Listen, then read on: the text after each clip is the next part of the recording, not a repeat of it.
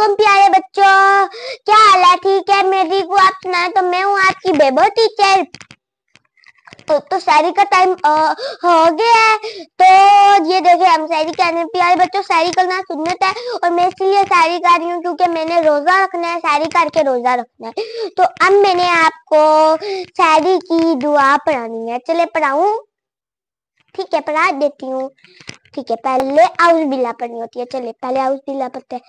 اعوذ باللہ من الشیطان الرجیم، بسم اللہ الرحمن الرحیم، ببسومن گدن نواتو من شہر رمضان، آمین ثم آمین یا رب العالمین، جزاک اللہ۔ تو پیارے بچوں، اگر آپ کو میری دعا پسند آئی ہو تو کمنٹ میں کون بتائے گا؟ آپ یہ بتائے گا۔ پیارے بچوں کو دوسری مت کرنا نا۔